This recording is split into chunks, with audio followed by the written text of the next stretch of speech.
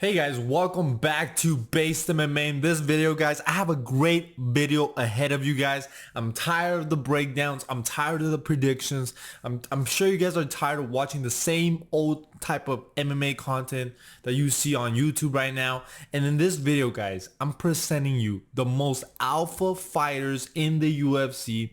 And these alpha fighters are fighters that are currently active in the UFC.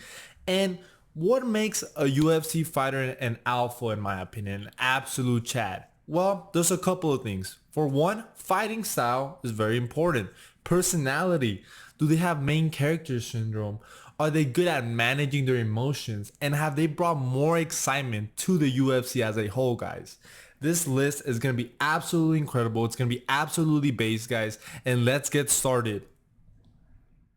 Starting with number 5, we have the man himself, the first man on this list, the Chad himself, MMA Guru's best friend and business associate, Dricus du Plessis. Everything about Dricus du Plessis, guys, screams alpha. The man dresses like an absolute pimp, all class. I mean, think about it. Prior to the Robert Whittaker fight, we all thought Dricus fights like an absolute drunk. This is just another big, muscular, bulky middleweight that is going to get absolutely destroyed by any of the top middleweights. But Dricus was so alpha and such a Chad, man, that he didn't care about all that criticism. He fooled us into believing that he was just an average fighter in the middleweight division and absolutely butchered Robert Whittaker and finished him on the second round, something that Israel Adesanya couldn't do in his rematch.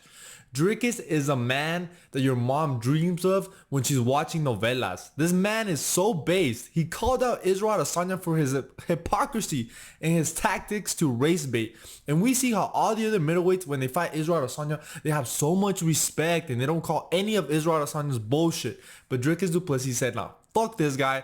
I'm the real African champ. And he called out Israel Adesanya and all his hypocrisy. And when he beat Robert Whittaker, as Israel Adesanya yelled a bunch of slurs, Dricus kept it classy. He did not fall into these petty games with Israel Adesanya. He knew that Israel Adesanya was luring him into a trap, but Dricus kept his composure. Dricus is a man of the people. He's an absolute Chad, and for that reason, he's number 5 on this list. Now, moving on to number 4, man. And I have a lot of things to say about number 4, man. This man was looked as the nut, the crotch sniffer, and the potential downfall of the lightweight division if this man became champ. And we all thought, man, with Charles as champion, there's no way that anyone can top the level of excitement just having Charles Oliveira as champ. But Islam Makhachev did not just say, let's wrestle. Let's strike. This guy is so good everywhere. Islam Makhachev is one of the most well-rounded fighters in the UFC. This guy might be the most overpowered fighter in the UFC. Think about it. A Dagestan wrestler with top-notch striking. This guy's a nightmare. This is something that you will create in a video game and you max all the stats. That's Islam Makhachev, man. But not only is his fighting ability absolutely alpha, he could absolutely destroy you on the ground, absolutely destroy you on the striking. I mean, we just saw what he did to Charles Oliveira and Alexander Volkanovski. But he has like this likable arrogance about him. He talks shit, but not in a corny way like Colby Covington. And when he talks, there's nothing you can say because his skills are world class, man. He's an absolute Chad. This guy goes horse riding with Khabib, just an absolute Chad. And just when Charles was looking absolutely unstoppable, he absolutely dominated him and subbed him. And not only that, he subbed Charles Oliveira and then he said, I'm gonna ask for the 145 GOAT and I want to fight him in his home territory. And he beat him 3 rounds to 2. There's nothing more alpha and chilling than what Islam Makhachev did last week when he knocked out the pound-for-pound fighter and told the crowd to show some respect and silence. What an absolute alpha, man. Islam Makhachev deserves all the respect, man. And I just think this guy is so good at managing his emotions. He's way more entertaining than Khabib, in my opinion. Way better of a striker. His fighting style has just become one of the most overpowered. I mean, he has the most overpowered skills I've ever seen in the UFC, to be totally honest with you, man. He's looking absolutely phenomenal. And Islam Makhachev, like I said, he has this arrogance, this confidence about him that just makes him really likable, even when you're rooting for him, man, because this man is always fighting my favorites, and it sucks because I just know the wrath of Islam Makhachev is coming, and there's nothing we can do to stop him. And for that reason, he's number 4 on this list. Just an absolute alpha, an absolute Chad. And I think this guy's starting to get a lot more fans than people expected. You know, prior to Islam Makhachev becoming a champion, we're like, man, this guy, if he ever becomes champion, the lightweight division is going to get so boring, man. He's just going to crotch sniff. Oh my God. But look how exciting the lightweight division is with Islam Makhachev as champion. So he absolutely belongs at number 4. At number 3, guys, we have the samurai, Jiri Prochazka, man. Something about Jiri Prochazka. There's nothing more alpha than working on your inner strength, than silencing all the noise around us. The phones, social media, all the things that are wanting our attention. Jiri Prochazka spends his days meditating in the wilderness, learning to harness his inner power, man. How much more alpha can you get than Jiri Prochazka? And if you have ever wanted an anime UFC fighter, this is your guy. This man went life and death with Glover Teixeira and submitted him in the 5th round, where we thought, man, there's no way Jiri has the capability to submit Glover Teixeira. This alpha has never been in a boring fight, man. And he's the only man that can rock a ponytail and still look masculine. This man came from the gates of Asgard. Jiri Prochazka has one of the most exciting fighting styles currently in the UFC, if not at number 1, man. Even if you go back and watch his fights in the original scene, this guy has never been in a boring fight. He rarely goes to decision, man. Jiri Prochazka is one of the most alpha fighters in the UFC, man. This guy, even when he talks trash, man, it's not like dirty trash talk, you know. It's like there's always that respect with Jiri Prochazka, and there's no way no one could ever really root for Jiri Prochazka. Like, this guy is not unlikable whatsoever. He's an absolute beast, an absolute alpha. He's not playing these cringe games like some of the UFC fighters we currently have. And I mean, Jiri Prochazka, man, he absolutely belongs at number 3. He absolutely belongs. A samurai, a killer. This guy comes from the ancient times, just an absolute alpha, and he's about to fight another alpha on this list that I won't tell you about. But for that reason, guys, he's at number 3. At number 2, we have the Georgian, the Spanish, John Wick villain, Bulk's Destroyer, the next king of the featherweight division, El Matador.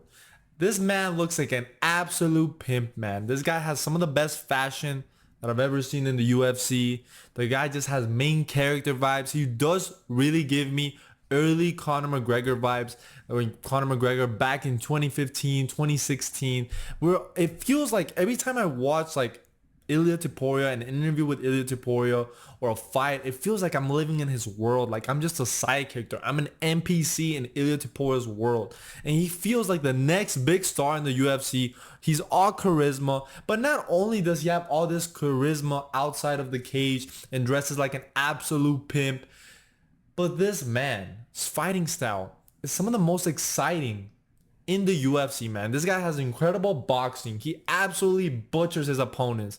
I mean, look what he did to Jai Herbert, who he stepped in on short notice to fight a guy in a higher weight class than he usually fights at 155. And he faced adversity in that first round where he got dropped with a brutal head kick that probably would have killed most fighters in the lightweight division. And he came back in the second round and finished Jai Herbert with one of the nastiest combinations I've ever seen in the UFC. Ilia Topuria is the next up-and-comer. This man is absolutely going to destroy Volkanovski, especially if Volkanovski decides to fight him in January. And Ilia Topuria is just an absolute chat and alpha, man. Like, this man has no haters. And even if you're rooting for the people that are fighting against him, you have to respect Ilia Topuria's skills, man. This guy's undefeated in mixed martial arts, 27 years old, incredibly young. So you know this guy's going to get better. And he's already so fucking good. Can you imagine Ilia Topuria just getting better? Just a little bit better? This man is absolutely going to dominate the future of the featherweight division. He seems like he's built just to beat Volk, man. When I think of Ilia Topuria, and even prior to Volkanovski stepping in on short notice, I always felt like Ilia Topuria was that guy that was going to be able to finish Volk, man. And now, with Volk getting head kick KO, those chances increase significantly, man. And Ilia Topuria just looks absolutely incredible. And this guy, like I said, he's just an absolute alpha, an absolute Chad, man. He has a lot of fans now in the MMA community. And for that reason, guys, he's at my number 2. My number 1, the most alpha fighter currently in the UFC, man. And there's no denying. You guys know who it is, man. You guys know who it is. This man has changed the UFC, has revived the middleweight division, but not only revived the middleweight division, in my opinion, revived the UFC, man. And he has one of the most fascinating careers I've ever seen in MMA. Just when we thought, man, that we would be getting Israel Adesanya versus Vettori 5 for the next couple of years, a hunter appeared on the scene. Adesanya once said that this man would never reach his level, and his best accomplishment would be those 2 kickboxing wins he has over him. But Alex Pereira responded. Poatan responded, dread it, run from it, destiny arrives all the same. Alex Pereira is an alpha male. This man never takes off his UFC merch and spends most of his days sparring with no headgear. He has the left hook of hell and does not train any defense, as alphas must learn to endure great punishment, man. Alex Pereira is such an alpha that he let Israel Adesanya KO him in the rematch, so Israel Adesanya would not mentally collapse. Can you imagine Israel Adesanya's mental state if he would have lost the rematch against Pereira? Alex Pereira had mercy. That's a true alpha right there. Alex Pereira knew that even if he lost the rematch against Israel Adesanya, he can just move up and fight for the title. He's that good. He's that exciting. And the UFC is going to promote him. Alex Pereira, guys, has less than 10 MMA fights. Less than 10 MMA fights. He bursted into the UFC and absolutely destroyed all his opponents. He knocked out Sean Strickland in the first round, who's now currently the middleweight champion. And he got a title shot to face Izzy, and absolutely embarrassed him and finished him in the 4th round. Even though he faced adversity in those early rounds, Alex Pereira still had the confidence to say, I finished this guy before, and finished him in the 4th round. And now, man, Alex Pereira is getting ready to face Jiri Prochazka in probably the most alpha fight ever in the UFC. Alex Pereira versus Jiri Prochazka. And Alex Pereira, man, he has absolutely no haters, man.